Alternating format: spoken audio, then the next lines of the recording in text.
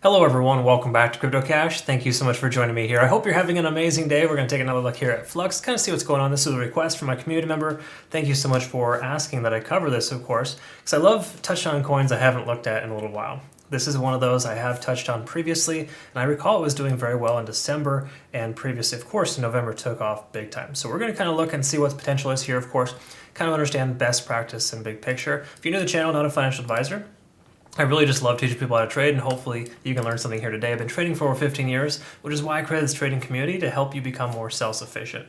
So CryptoCache.tech is the website if you want to become a community member.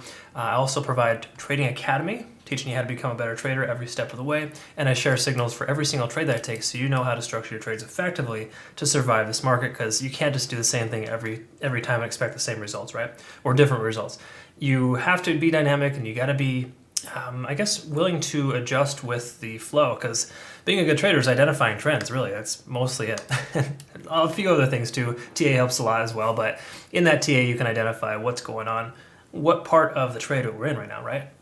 So, speaking of which, right now Flux is basically in a type of sideways channel. In other words, for lack of better terms, we're seeing the price kind of stuck in this range here, which isn't a bad thing at all. It's kind of good in the sense that you're range trading, and range trading can be a very lucrative situation to be in right now. We've been range trading Bitcoin for a while, and it's very good.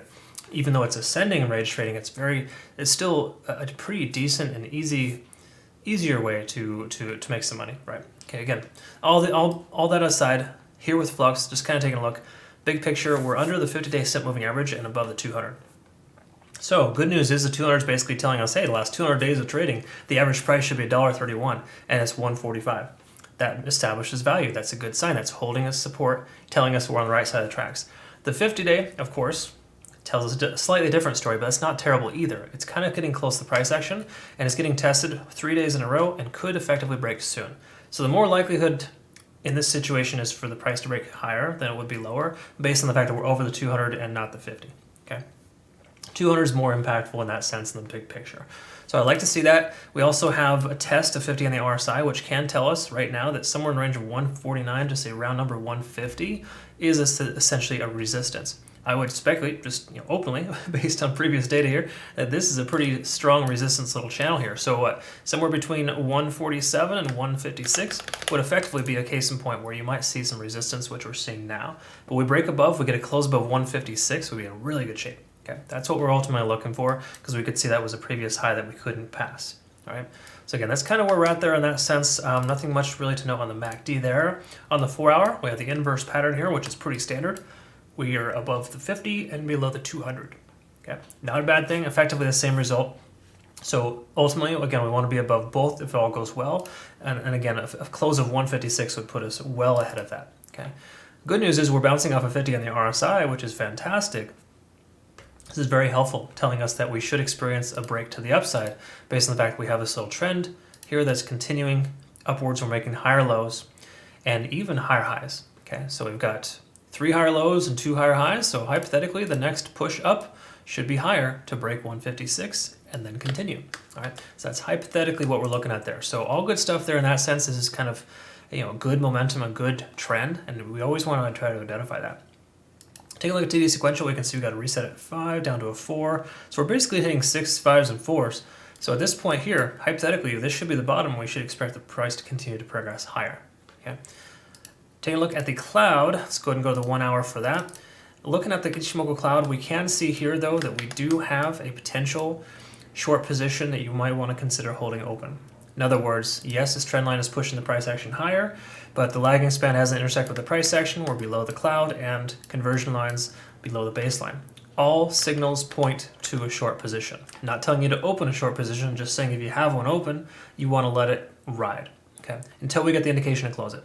Now, Ichimoku Cloud is a very conservative indicator, right? It's going to tell you conservatively what side of the tracks you're on. We're obviously on the short side here, in other words, and in order for the price to come back up and get that confirmation, we need some sideways action to effectively break 147. A close above 147 in the next 24 hours would be advantageous. That'd be very beneficial to give us that confirmation we're looking for. Okay, so just say hypothetically a price comes up here, gets rejected, kind of does one of these right there at this point. pending the the lagging span is above the price action and the conversion line is back above the baseline, we'd have a green light essentially to go ahead and take a position to the upside. And that would be perfect too, because this is actually happening right there at that same point where the ascending type of pattern is forming. So we'd continue to make those higher highs and higher lows if that were to happen. All right, all good stuff there.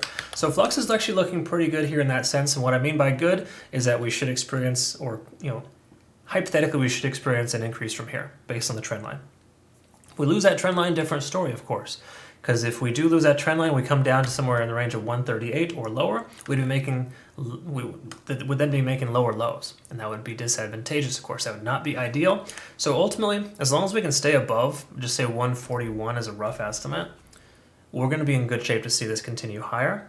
Preferably, we don't want to go much lower than it's at right now, 143, to continue that ascending trend line. But keep in mind, the ascending trend line, based on the 4-hour time frame, it can still wick down below there and be okay. So the sky isn't falling if you see the price below that. It's a matter of where the candlesticks close. We need a 4-hour candlestick above the trend line to be able to continue this, right? But more importantly, we need a 4-hour candlestick to close above 141 to effectively give us the higher highs and higher lows still, or at least the higher lows. Higher lows are more important than higher highs in this case. Because again, you keep making higher lows, it's just an inevitability for the price to break out, okay? It's gonna happen. So I would say I'm more so bullish on Flux. If I were to give a percent, just say 60-40 split, 60% likelihood it's gonna continue higher based on the metrics we have here so far, and 40% likelihood coming down just again based on, if is Bitcoin going to hold 38,800? If it does, great, we'll be in good shape, and we get a close above 40,000 from Bitcoin, guaranteed Flux will take off past 156 and keep going higher. It has a tendency in doing that. It's actually got a very good history. I like its chart. Believe it or not, it's got this very large pattern here where effectively there's so much volume at this middle price point that once we break again 156, this range here, we're going to be in really good shape to get that volume profile below the price action working as a support level. We're almost there. But again, I think the key level here is a break above 156 as a starting point. Then of course the key level resistance at 168. So I'd be feeling very, very good at a price point of 168 or higher, but initially happy with 156, so that makes sense. Hopefully that makes sense for you, and I communicate that effectively, but comment below if you understand what I'm talking about. Maybe you have some other insight here. If you want to become a community member, CryptoCache.tech is the website, link in the description below. I look forward to becoming a better trader with you and sharing my expertise, of course. So thanks again for watching. Hope you have a great rest of your day. We'll look forward to seeing you in the next video. Thanks again.